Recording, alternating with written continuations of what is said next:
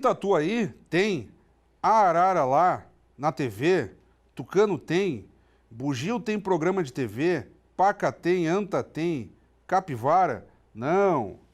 Esse é um dos trechos da obra infanto-juvenil Tem Tatu Aí, do escritor José Otávio Carlomagno e com ilustrações de Hernani Carraro e num formato totalmente diferente, inédito para os padrões do Café com Letras. Em tempo de pandemia não poderia deixar de ser.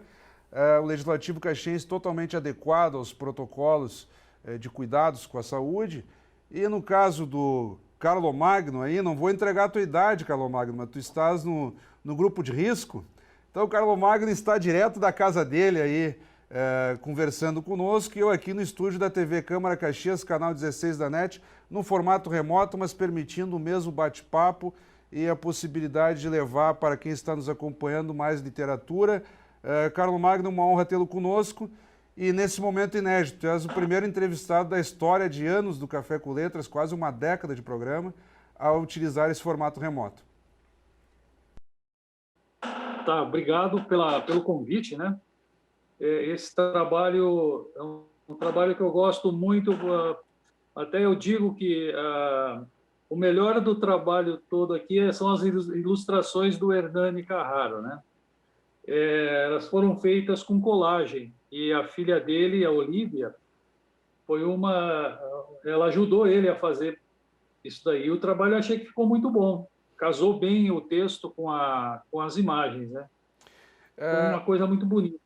Eu vinha conversando contigo, bacana, vamos explorar também as ilustrações. Aliás, tu estás na página que eu li para fazer a abertura aí, quando o enredo ele tem o enredo tem uma lógica aí, né?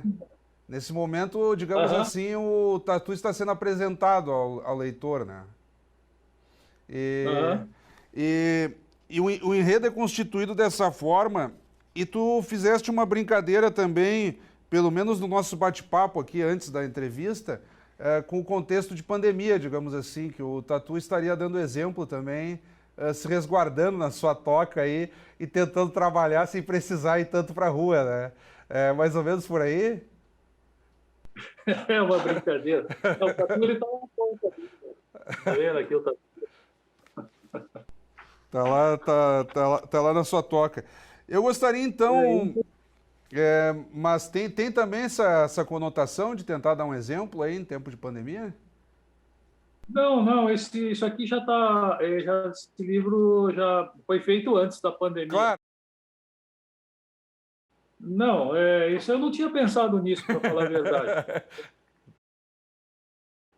Até porque os outros bichos estão andando por aí, eles estão se aglomerando.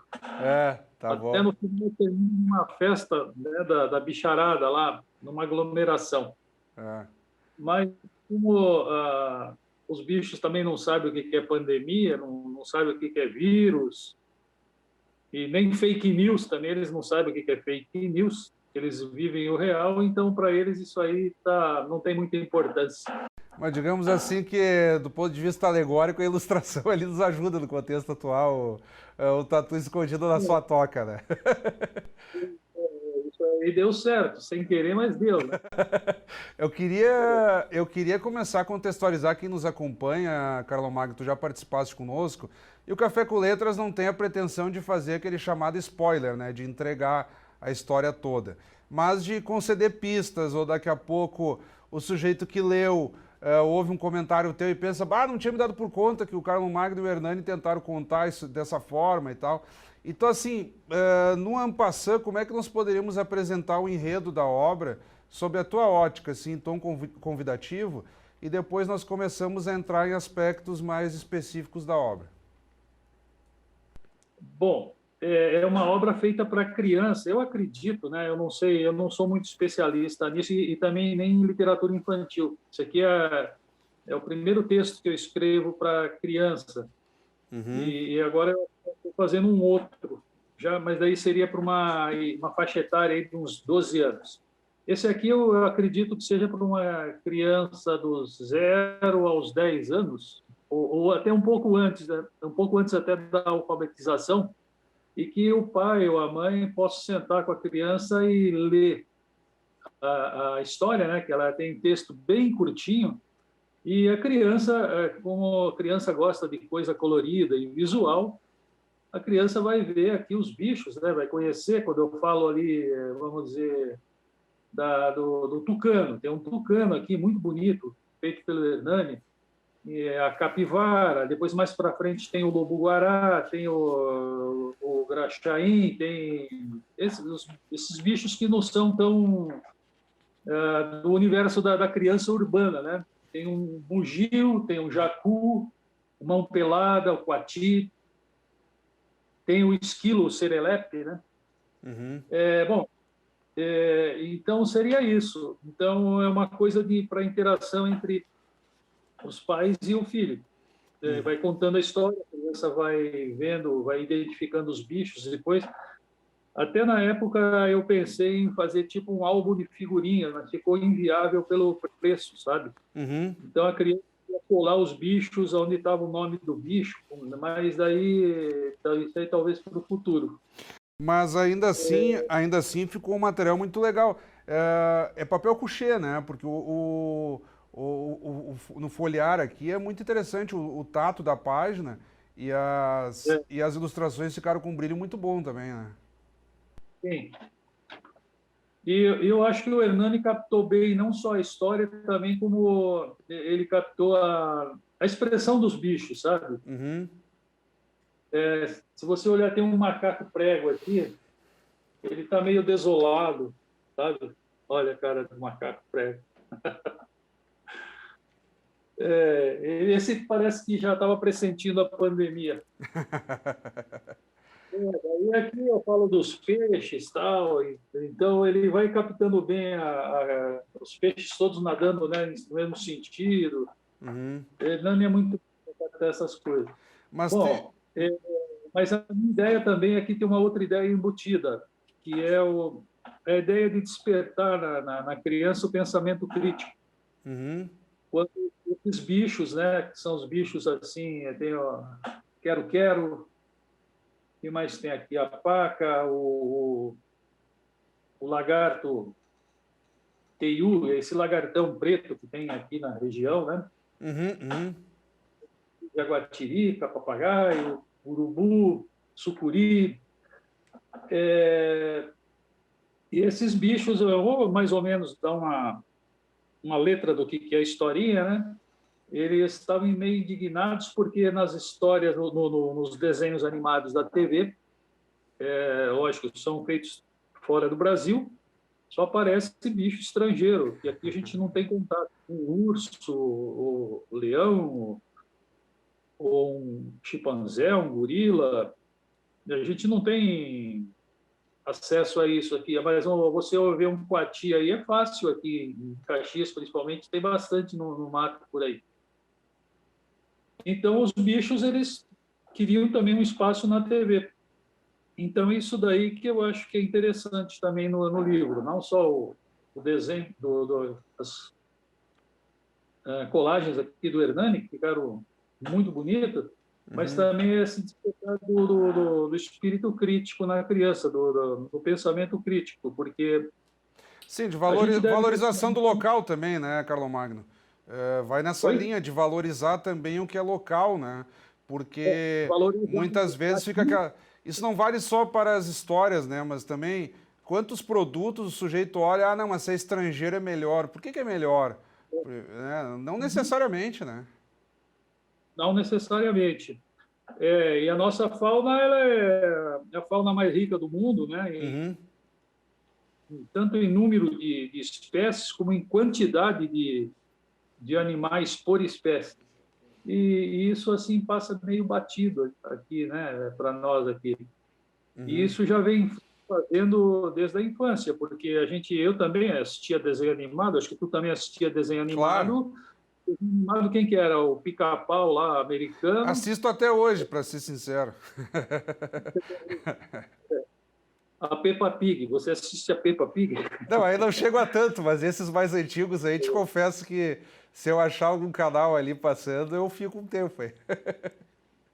Alguns tudo bem. Por exemplo, se você assistir Tom e Jerry, gato e rato tem em todo lugar, né? É, Aí alguns outros daí já fica mais específico, quando tem urso, o do Pica-Pau mesmo, tem aquela morsa lá, como é que se chama? Eu me esqueci. Aquele velhinho que tem uns dentões, assim, uma morsa, né? seria algo do tipo, sim. Hã? Seria algo do tipo, sim. Isso aí. E aquele condor lá, que é o condor da Califórnia, que é eu me esqueci o nome dele, que é o inimigo do Pica-Pau. Uhum, Está uhum. sempre querendo o Pica-Pau. Então, são animais que a gente não tem aqui, né? É aquele urubuzão grande com o pescoço pelado lá, que é o condor da Califórnia. Aquele. Então eu achei de fazer isso, mostrar os nossos bichos aí. Às vezes a gente nem presta muita atenção, porque que nem eu moro numa casa que tem umas árvores ali atrás, tem sabiá, tem sanhaço, até aquela saíra sete cores já apareceu aqui, tem gambá. Ontem à noite a minha cachorrinha estava latindo lá, tinha um gambá em cima do muro. Então as pessoas não prestam muita atenção e por isso eu acho que não dão valor também, né? Porque não tem. A gente é bombardeado desde a infância com os conceitos lá da Europa e da América do Norte. Uhum.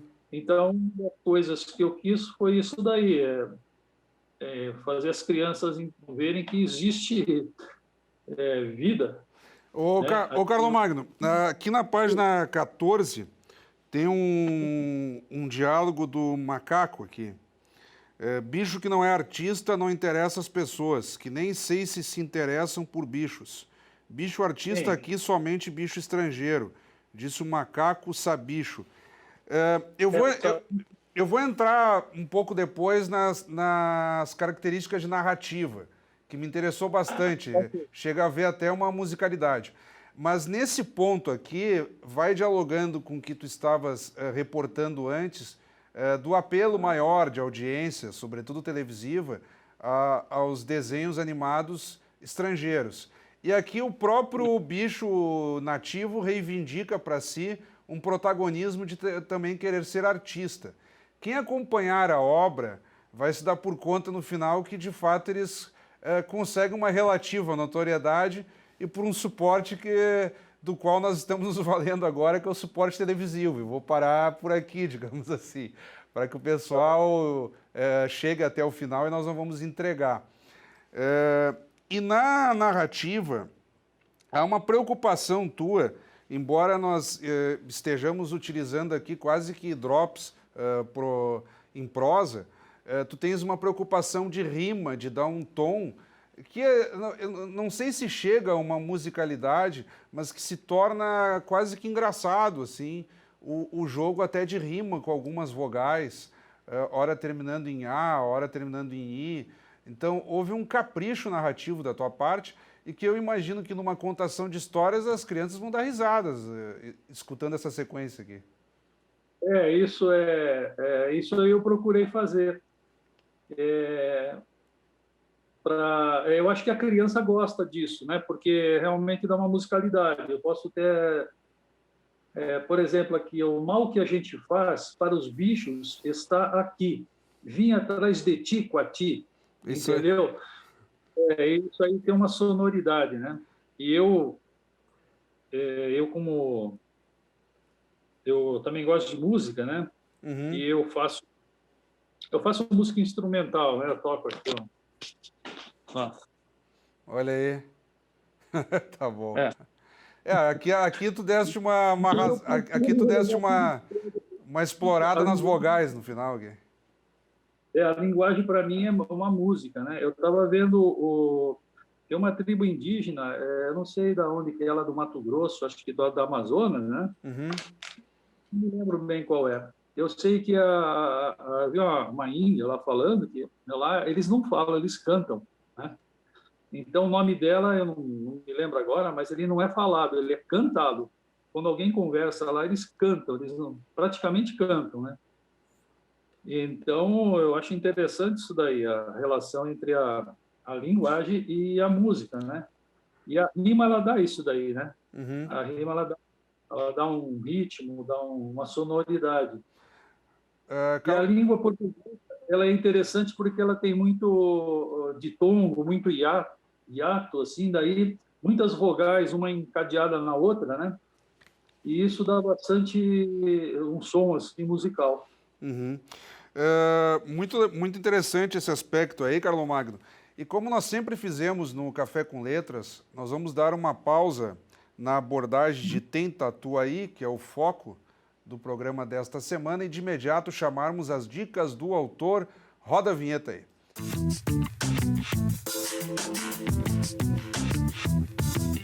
Então, nas dicas do autor, recebendo aqui o escritor José Otávio Carlos Magno, eu vou pedir que de forma breve, Carlos Magno, tu compartilhes com quem está nos acompanhando agora dicas de autores, livros, podem ser clássicos, autores desconhecidos, algo que tu entendas que quem está em casa tem que correr atrás e ler também. Olha, eu vou dar uma dica de um livro que eu estou terminando de ler agora. É um livro meio pesado. Ele tem, acho que 960 páginas, mas é um romance que, desde que ele nasceu, ele já virou um clássico, eu acho. Ele se chama Um Defeito de Cor. É Ana Maria Gonçalves, a escritora. Uhum. Ele relata, ela era no século XIX, ela era uma africana que foi escravizada e veio para o Brasil. Depois ela volta para a África. E o livro é muito interessante porque tem uma pesquisa muito grande que ela fez lá em Minas, na Bahia, em acervos de coisas escritas antigas, e aquilo retrata bem como viviam as pessoas em Salvador, na Bahia, né? E como que era a relação dos escravos, daqueles que não eram escravos porque tinham comprado a carta de alforria, ou aqueles que tinham nascido já no Brasil, então eles eram meio segregados pelos africanos. É um negócio muito interessante, é muito diferente daquilo que a gente imagina, né? Uhum. Como era a vida naquela época. Então, esse é um livro que eu recomendo. Quem quiser, tiver interesse, eu acho assim que é um livro assim que já nasceu clássico, porque é um romance, além da pesquisa toda, é muito bem escrito, sabe? E é muito empolgante do jeito que ela vai contando. Mara... Esse aí é o livro que eu recomendo.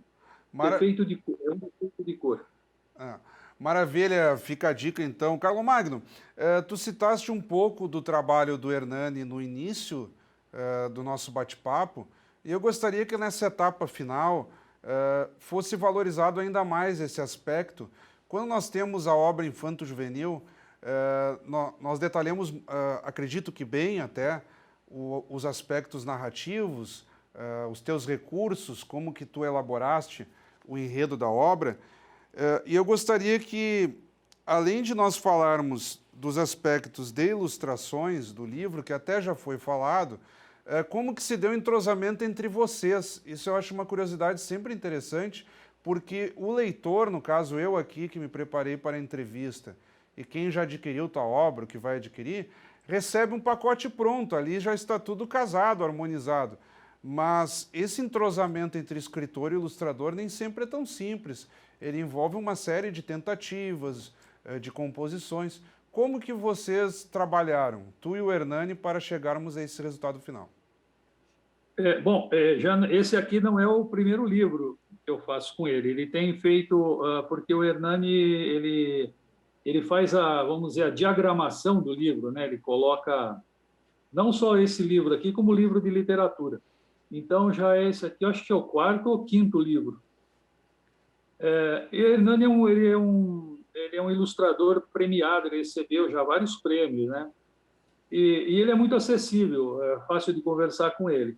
Nesse caso desse livro aqui, quando ele me apresentou eu passei o texto para ele, já fazia anos que eu falava para ele, assim, uns 3 anos, 4, que eu tinha um texto de infantil que eu queria que ele fizesse ilustração, tal. Daí, o ano passado, eu resolvi botar a mão na massa, dei uma ajeitada aqui e passei para ele. Aí, quando ele me apresentou essas ilustrações aqui, ele foi meio em conta-gotas, assim, porque isso aqui é colagem e demora para fazer. Quando ele me apresentou a primeira página, essa que tem o tucano e a capivara, eu falei, caramba, esse cara é realmente um artista, né? Ele é Daí eu muito falei, bom, Dani, ele é muito bom. Né? daí eu falei para ele assim, falei, Dani, eu não vou querer que você faça aqui a ilustração, porque vai ficar a tua ilustração mais bonita do que meu texto. Então, Não, mas acho que vocês fizeram, entre aspas, assim, o casamento parelho da obra. Ficou legal. daí ele foi comentando, e um ficava um mais bonito que o outro. Eu não consigo achar alguma coisa que eu não tenha gostado. E essa página aqui, a penúltima página, né? Uhum. Aí eu fiz uma mudança aqui, eu não me lembro bem agora no texto, e essa página aqui dos vagalumes, o texto já estava pronto, o livro já ia ser impresso e não tinha isso daqui. Aí, como eu falei dos vagalumes, daí um dia ele me ligou, olha, espera um pouquinho que eu estou fazendo uma mudança aqui. Daí ele botou essa aqui que eu achei assim, um troço sensacional. Olha aí, Vagalumes dele aqui. que bonito, tia. Para mim, cada página que ele fez aqui, para mim é uma obra de arte, É sabe? verdade, é verdade, é verdade. Quem vê, que nem essa arara no final aqui, eu acho assim uma coisa fantástica. Ela dá o final. Aliás, se tu me permitires aqui, essa leitura final aqui, se perguntarem a tatu aí, diga, atas tu aí. Se perguntarem tem tatu aí, diga, tentas tu aí. Ou seja, o sujeito que tem uma relativa dificuldade na composição das vogais, a partir da leitura do teu livro vai sair perito no assunto. Aí, sabe o que que é? É que foi assim. Eu me lembrei do Carlos Drummond de Andrade. Aham. E o Carlos, eu tenho uma ligação com o Carlos Drummond de Andrade, porque ele nasceu, quer dizer, eu nasci no mesmo dia que ele, 31 de outubro, né? Só que ele nasceu 50 anos antes. Então, aqui, ele escreveu, quando ele lançou aquele livro lá, aquele poema que diz assim: no meio do caminho tem uma pedra. Ele foi muito criticado porque não se usa o verbo ter no sentido de existir, teria que ser no meio do caminho há uma pedra, né? Na Aí linguagem eu fiquei, coloquial se permite, né? O sujeito, no dia a dia as pessoas falam, né? É que ele queria exatamente combater o excesso de formalismo, né? sim, sim. Mas daí eu pensei naquilo, né? Eu pensei, bom, então eu vou colocar ata tu aí também, né? Ou ata tu aí. E tem o tatu aí também, né? Daí cada um escolhe o que prefere. Ou tentas tu aí, tenta tu aí, tentas tu aí. Ficou uma brincadeira, né? Ficou uma brincadeira. Um trocadilho. E aqui está aqui a Olivia, a filha do Hernani, ela ajudou ele a fazer essas colagens, sabe? Ah, que E legal. ela, quando o livro foi lançado, ela estava junto, assim, foi muito bacana, porque ela aparece o nome dela aí no livro, ela gostou bastante. Quem sabe no futuro ela vai também seguir por um caminho como esse, igual ao do pai. É, muito Ah, bem. eu queria dizer uma coisa que não foi falado aqui. Eu Fala. sou, eu sou presidente de uma ONG que chama Instituto Filhos. Não sei se você já ouviu falar. Sim, aliás, um projeto muito bonito de engajamento social por meio do qual tu estimulas o princípio da adoção, sobretudo de É, crianças com idade avançada. E, diga-se de passagem, tu tens um trabalho exemplar nesse sentido. Eu lembro aqui pela casa, inclusive, de acompanhar reuniões de comissões da casa, presididas por vereadores, nas quais tu participaste trazendo esse trabalho social a partir da adoção, sobretudo de crianças com idade mais avançada, que são aquelas de mais difícil possibilidade de adoção, né? eu tenho 7 filhos, né? Uhum, 5 deles é por adoção.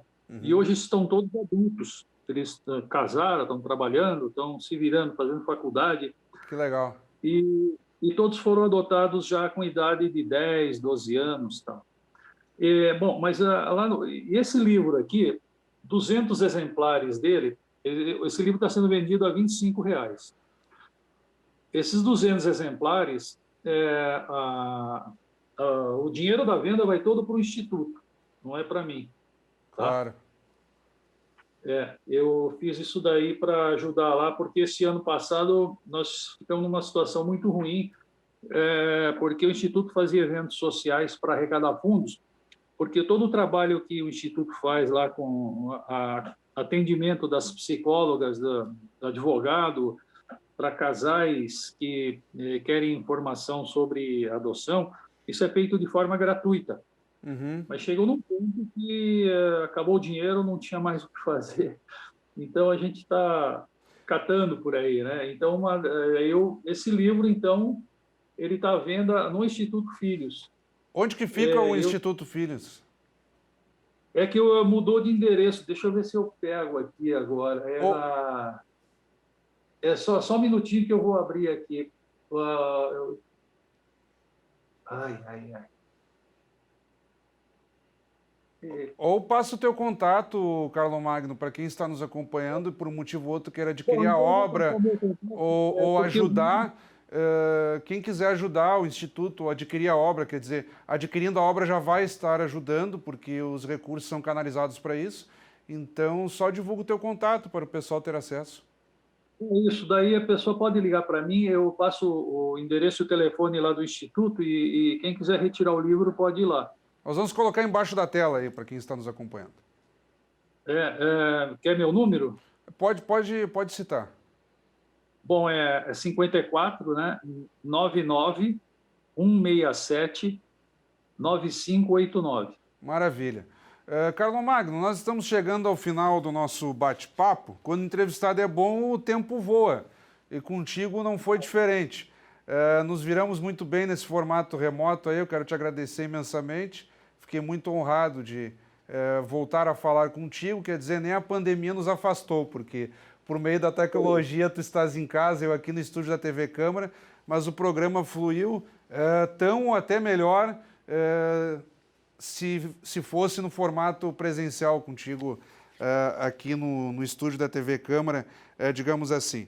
Então eu peço que nesse final, gostei muito desse lado social da obra também, no sentido de contribuir com a ONG Instituto Filhos. Eu peço que tu retomes algum ponto que não tenha ficado muito claro, enfim, um desfecho para o nosso Café com Letras aqui, especialíssimo de Tem Tatu Aí.